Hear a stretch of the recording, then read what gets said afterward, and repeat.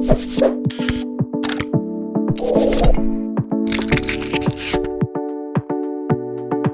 friend, how you doing? I hope you're doing fantastic, and I always hope you do fantastic always.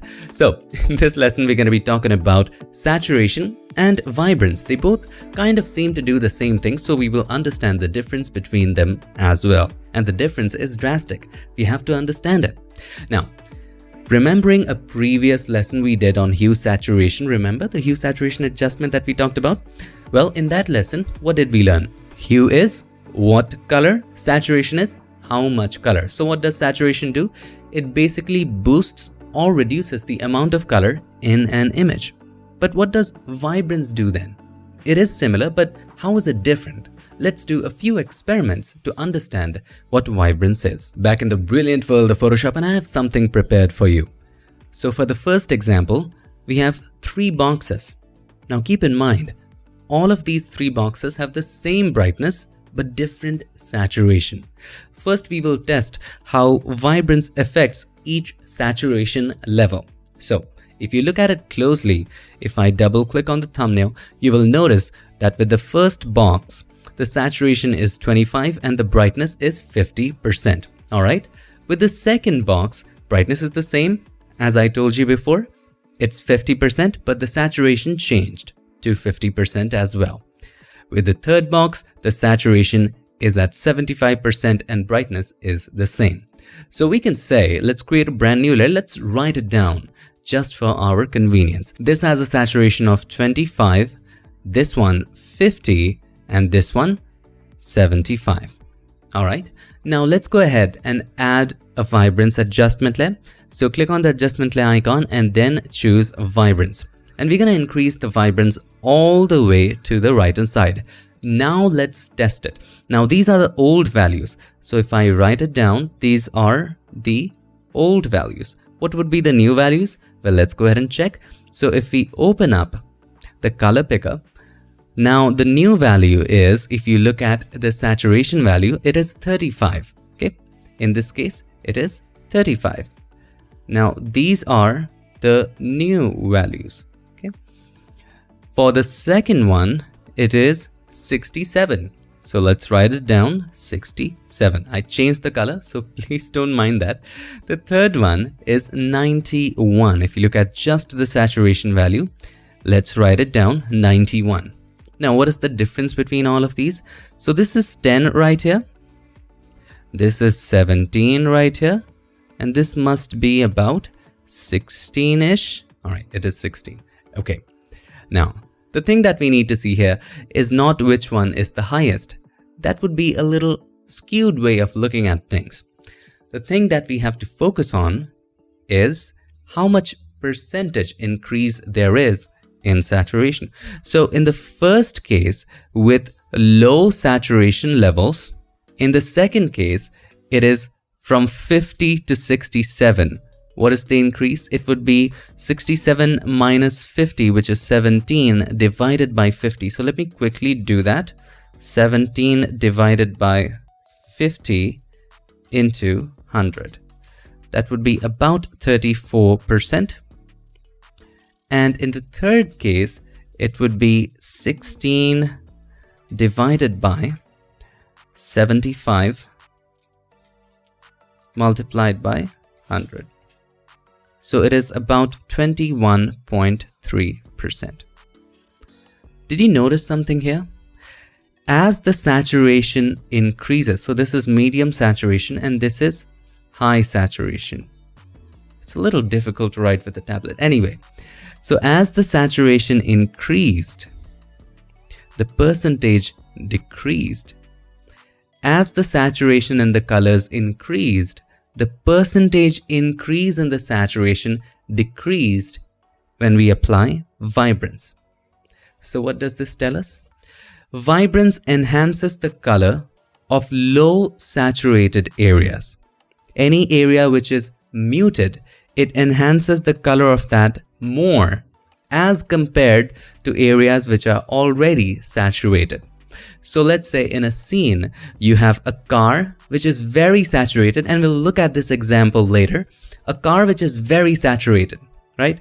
and the background not so much saturated. So if you work with the vibrance, the saturation on the car will be very less increased as compared to the background, and all of that will be nicely balanced when it comes to vibrance.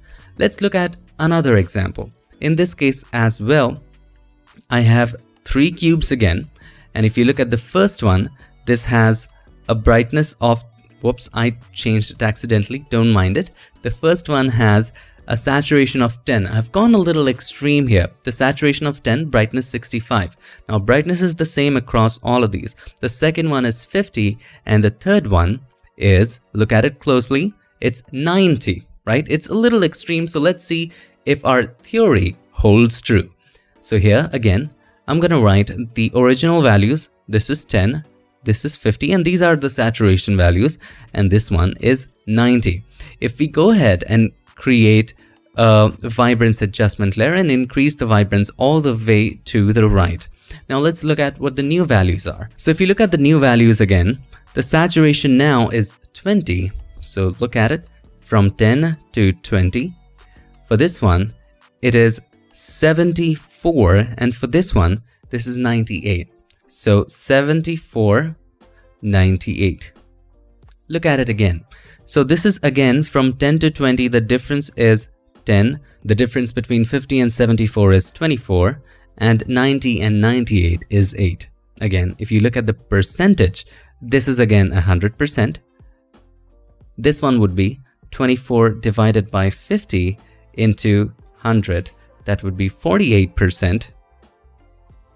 And the last one, if you look at it, just 8, right? 8 divided by 90, that would be about 8.8%.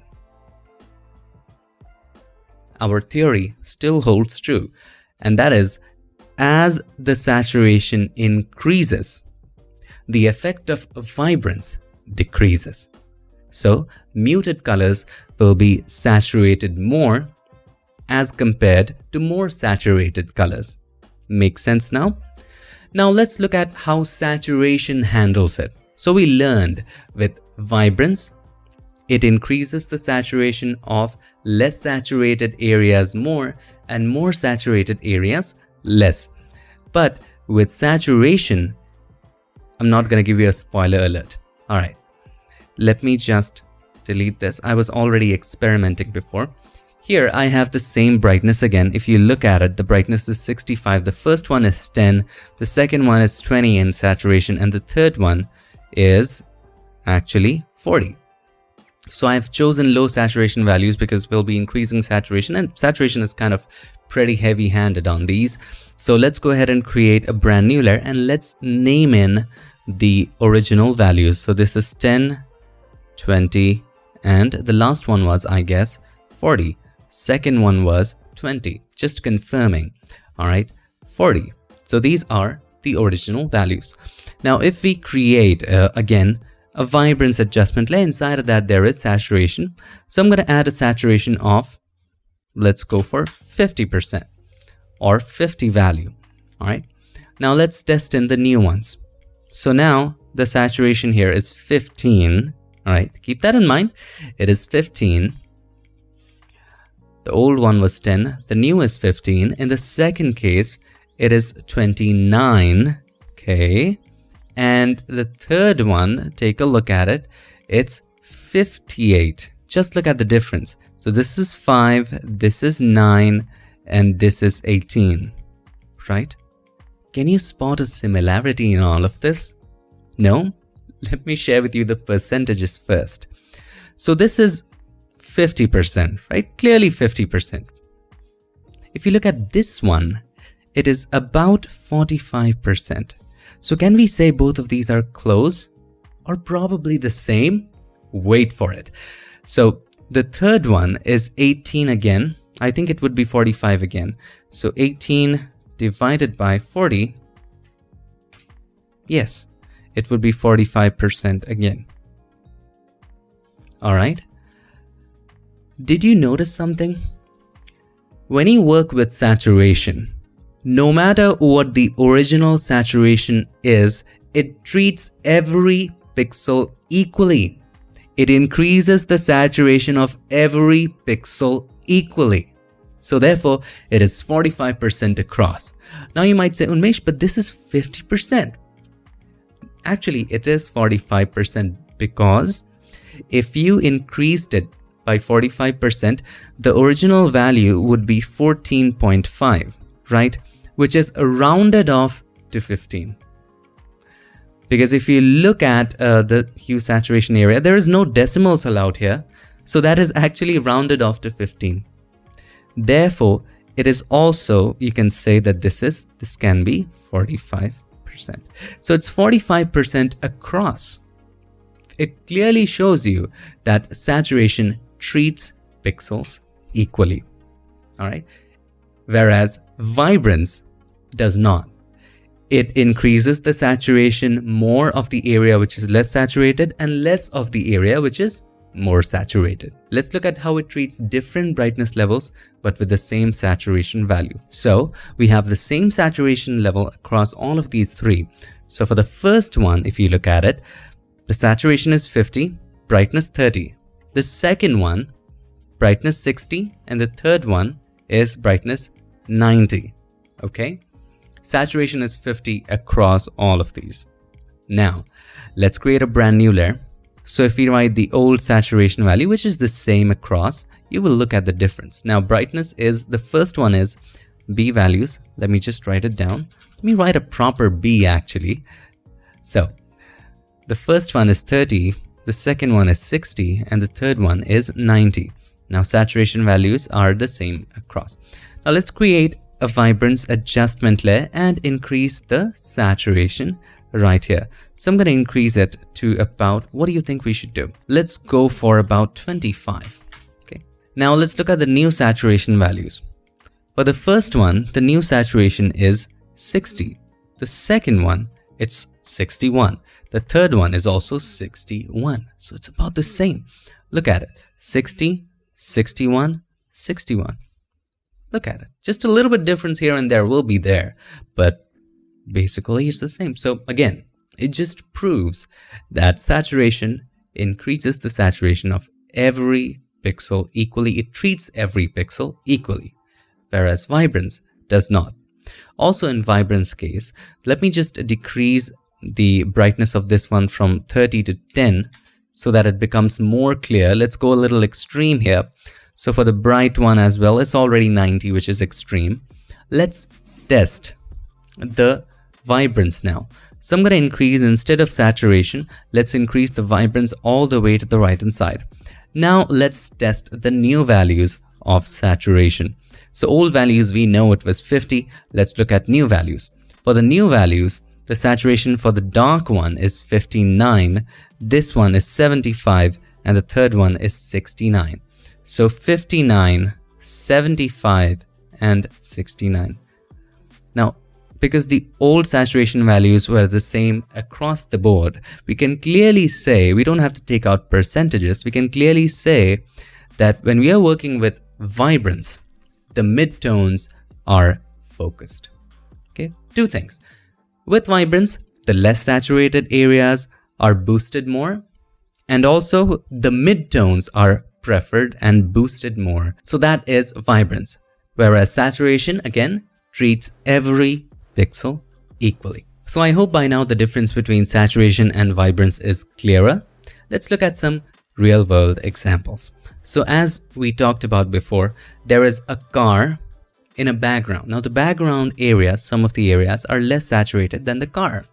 So if we add a vibrance adjustment layer and let's say we want to pop the colors even more, if you increase the saturation, the colors are popping, but at the same time, have a look at the car. The colors are just leaking. It's just clipping, right? And all of the details are going away from it. It's just getting too saturated because it was already saturated a lot. If you increase the saturation, as we learned, it treats every pixel equally, irrespective of what their brightness or saturation value is. So because the car was already too saturated, it just goes even bad with excess saturation. However, if you work with vibrance, even if you increase it all the way to the right, all of the areas are popping with colors. So here is the before, here's the after. All of the areas have increased in color value, but if you look at the car, it is still not color clipping, right? It still has details, whereas with saturation, since it treats every pixel equally, it's just messing things up. Let's look at one more example in this regard.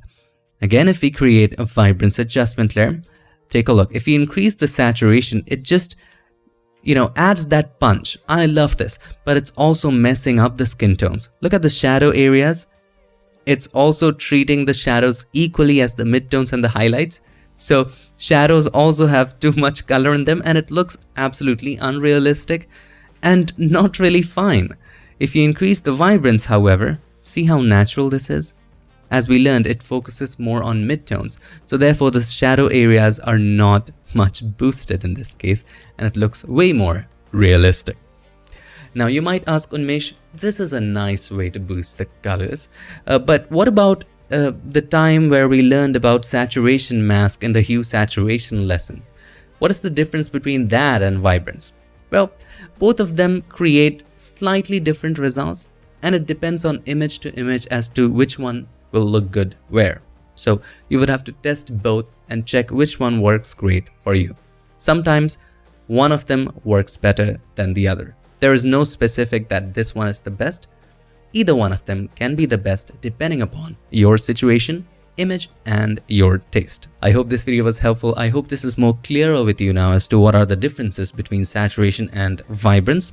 The best way to learn things in Photoshop or anything, any field, is about experimenting yourself. And through experimenting, we actually figure out what the real differences are. If you don't understand something by just reading or by just listening to somebody else, carry out your own experiments. I always encourage you to do that.